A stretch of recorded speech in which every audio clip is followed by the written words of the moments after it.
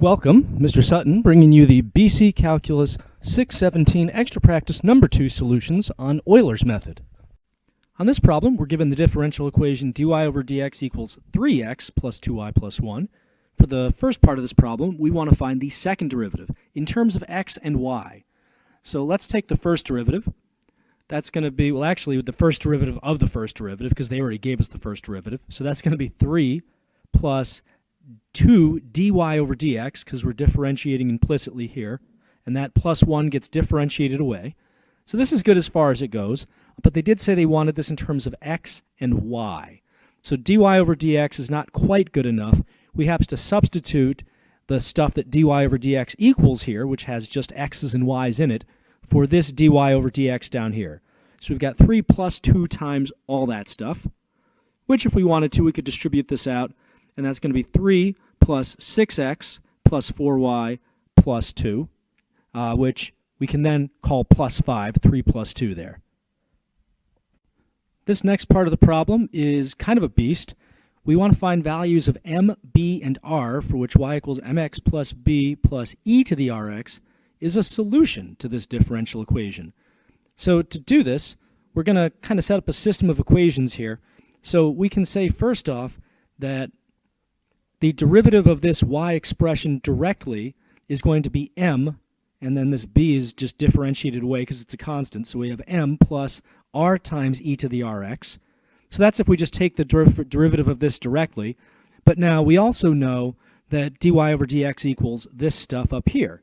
And if we wanted to, we could substitute all of this stuff that y equals for the y in the original differential equation. So we end up with essentially two different differential equations which really are the same dy over dx. And we can now set these equal to each other and try to solve this. So for my first step here, just so I can see what's what, I'm going to distribute this 2 to everything. So 2mx, 2b, and 2e to the rx plus 1. And it's kind of interesting, this equation, because if you look closely, you'll notice there are no like terms whatsoever. At least not with these 3 mystery constants kind of kicking around there. So we have to do a little bit more. So the more that I'm going to do, I'm just kind of shooting in the dark here, but I notice that we have an x in these 2 terms, and we don't have an x over here, and I find that kind of interesting. So I'm going to take an x out of these first 2 terms, like so. And since I don't have any x terms on the left, what does that mean? Well, that means that the stuff that x is being multiplied here, 3 plus 2m, must have a value of 0. Because if it had a value of anything else, you would see something over here that had an x in it. So we've got x is zeroed out, so that means 3 plus 2m has to be 0. And that actually gives us enough to solve for the value of m. If we subtract 3 and divide by 2, we've got negative 3/2 for a value of m. Okay, let's go a little bit further then. Taking a look at the terms that are left, that must mean that m plus r e to the rx is equivalent to the rest of this stuff, 2er to the x plus 2b plus 1. Well, there's no other e terms over here, so these 2 e terms, r e to the rx and 2 e to the rx, must match up. Which means, just basic pattern matching here, that r must have a value of 2. And then finally, that means that this m that's left over must account for this 2b plus 1. Now, we already found the value of m, right? It's negative 3/2.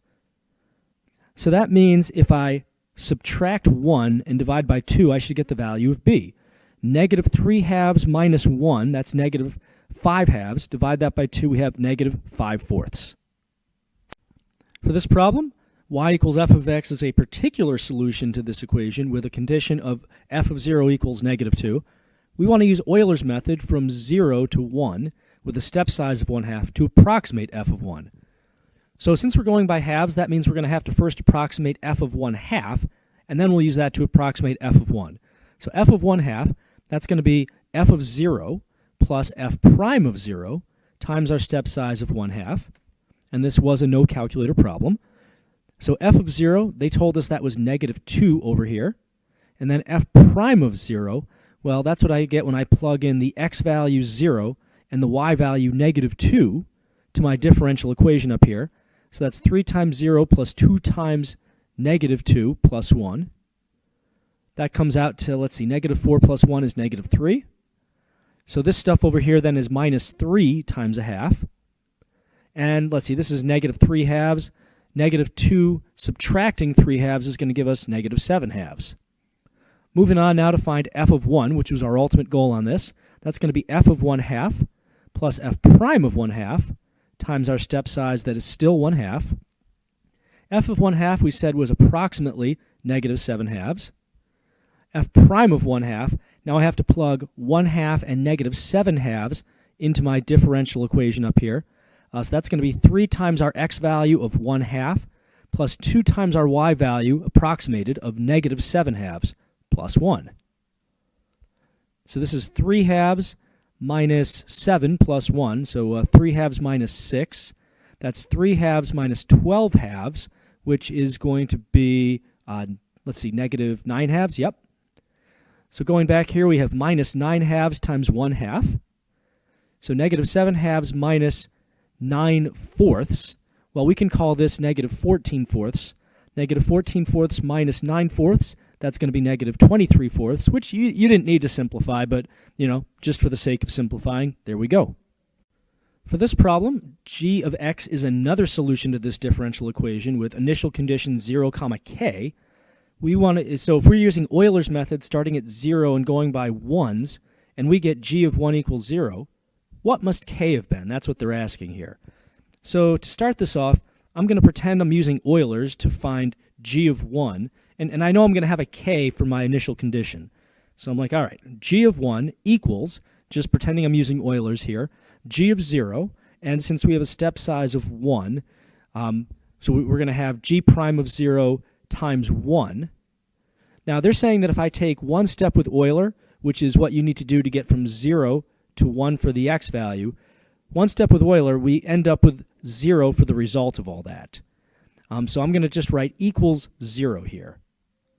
All right, so let's see. G of 0, we were told that was k. G prime of 0. Well, that's what I get when I plug 0 and k in for x and y in my differential equation. That's 3 times 0 plus 2 times k plus 1, which we can simplify to simply 2k plus 1. So for g prime of 0, I really just have plus 2k plus 1. And all of this stuff equals 0. Well, this is an equation we can solve now. We've got 3k plus 1 equals 0. Subtracting 1 and dividing by 3, we end up with k equals negative 1/3. For this problem, we're using this differential equation up here. And for this part of the problem, we just want the second derivative in terms of x and y. So going from left to right, we've got 2x minus 1 half dy over dx, because we have to differentiate implicitly here. Since dx is the deal, we have to do a dy over dx for the y values. We're not quite done yet, though, because we have to put this in terms of x and y. So we're going to substitute the x squared minus 1 half y for the dy over dx that we put right here. And now I've got something that is in terms of x and y, and I don't have to simplify it just yet. On this problem, we're given that y equals f of x is a particular solution whose graph goes through negative 2, 8. We want to know if the graph of f, which they're telling us nothing else about, has a relative min, max, or neither at negative 2, 8, and then justify the answer. So to figure out relative min or max, there's two ways to do it. One is with the first derivative test. One is with the second derivative test. So for both of them, we're going to need to figure out what the first derivative of this stuff is with negative 2, 8 plugged in. So plugging in negative 2 to f prime, that's going to be negative 2 squared minus 1 half times 8. So this is 4 minus 4, which is 0. All right, so if we get a critical value there, if we're using the first derivative test, we would try plugging in numbers to the left and the right of this. That's a little bit tricky, though, because this is a two-dimensional kind of situation here, especially when you have an x and a y both in the derivative itself. Things get a little bit crazier. It's much safer on this one to use the second derivative test because we already know the second derivative of this thing, and then just see if that second derivative comes out positive or negative. So recall that our second derivative was this expression here from part A. That's 2x minus 1 half dy over dx. They made us express it in terms of x and y. I think this problem's actually easier, though, if you leave it as dy over dx when you're doing this plug-in here. So doing now f double prime at negative 2 to see what our second derivative is there, that's going to be 2 times still negative 2, because that's our x value, minus 1/2 times dy over dx, which is 0. That's what we just found when we found f prime of negative 2. So minus 1/2 times 0. So this is just negative 4. The only reason we care about that is because it's negative. Since f prime is 0 and f double prime is negative at the point negative 2 comma 8, that means negative 2 comma 8 is going to be a relative max. If you have concave down going on, you're at the top of that frowny face. On this problem, we're told g is a particular solution to this differential equation, such that g of negative 1 is 2. We want to find the limit of all this based off of that. So let's mentally see what will happen if we plug in negative 1 for x. In the numerator, they told us g of negative 1 is 2, so 2 minus 2 would be 0. In the denominator, if you plug negative 1 in here, that's going to zero everything out. So we do end up with the indeterminate form, which means L'Hopital's rule is a good one to try on this. So we'll start by independently taking the limits of the numerator and denominator. We can't just write 0 over 0 because that is not mathematically correct. So limit of the numerator. Now before you just go ahead and say this is 2 minus 2, we do need to establish that the function value of g of negative 1 and the limit as x approaches negative 1 of g are the same thing. We know that they're not always the same thing for every single function, only if the function is continuous. So to establish that g is a continuous function and that we can do this, we look up here and see this differential equation. This is the differential equation. This is the derivative for which g is a particular solution. So if we can take this derivative, which we can clearly see is continuous, that means g must be differentiable. And then that means that g has to be continuous if g is differentiable. And that means that g of k and limit as x approaches k of g are always going to be the same thing. So down here, plugging in negative 1 directly into the g function, because that's going to be the same as the limit, we have 2 minus 2, which is 0. And now for the denominator, as x approaches negative 1, we already did this dance in our head. Negative 1 plus 1 is 0, and that zeroes everything out. So using L'Hopital's rule, which you don't have to write L'Hopital's, but I like to write it just to be clear about what I'm doing, we're now going to take the derivative of the numerator and the denominator. So for the limit, or the derivative rather, of the numerator, that's just going to be g prime of x, and the 2 gets differentiated away. Denominator, we can use our power rule. This is 2 times 3, so 6, parentheses x plus 1, and that's just the first power out there. Tail of 1, so we don't have to write it. You could distribute this out, but there's really no need at this point. So where does that leave us? Well, g prime of negative 1 we're going to have to figure out, but at the very least, we know that if you plug negative 1 into the denominator, that's going to come out to 0. So there's a pretty good chance this is still going to be 0 over 0. So I'm just going to go straight to my limit notation and take the limits individually of the numerator and denominator again. So limit of g prime of x. So that's going to be what we get when we plug negative 1 into our differential equation here. Again, if g is the particular solution to this differential equation, that means that g prime is this right here. So if I plug negative 1 in for x, that means I have to plug 2 in for y, because they said negative 1 and 2 go together in the particular solution for this thing. So this is 1 minus 1, which, hey, big surprise, that's 0. And then we said that limit of our denominator is also going to be 0 if you plug negative 1 in there. So we're going to have to use L'Hopital's one more time. And now we're going to take the derivative of the numerator and denominator of our first derivative, L'Hopital's fraction here. So our numerator just becomes g double prime, and in the denominator, if you did distribute this, you would have 6x plus 6, whose derivative is just 6, which is a lot nicer to deal with. So right away, we know we're not getting 0 over 0, and we can just go ahead and quote-unquote plug negative 1 into that numerator there. So what is g double prime? Well, we already found that earlier on. There is one expression of g double prime.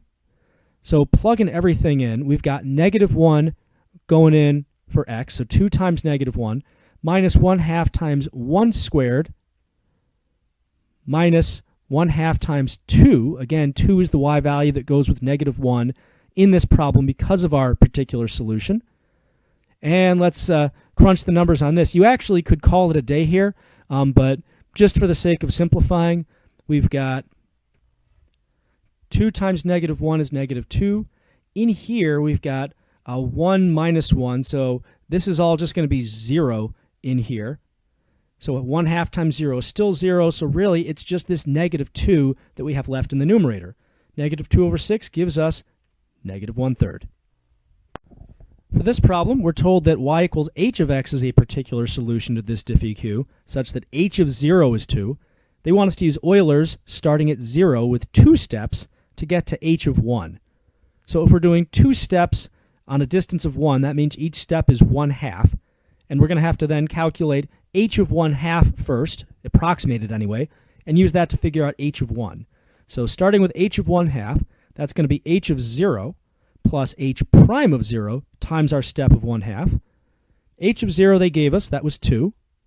And now for h prime of 0, we're going to have to plug in 0, 2 to this differential equation up here. So that's 0 squared minus 1/2 times 2. So that ends up being negative 1 that we have over here. And that's negative 1 times 1/2. So 2 minus 1/2 essentially is 3/2. And we keep going. Now we're going to do h of 1, which is what we wanted to find all along. That's going to be h of 1/2 plus h prime of 1/2 times our step size, which also happens to be 1/2. H of 1/2, we approximated that a second ago. That's 3/2, approximately. H prime of 1/2, we're going to have to plug in 1/2 comma 3/2 now to our differential equation. So we have 1/2 squared minus 1/2 times 3/2. And let's see, this is 1/4 minus 3/4, which is negative 2/4 or negative 1/2. So that's negative 1/2 right here, times the 1/2 step. So let's see, that's minus 1/4. This is really, then you could think of this as 6/4 minus 1/4, which is 5/4. On this problem, we're given this differential equation, and f of x is a particular solution with an initial condition of negative 1, 2.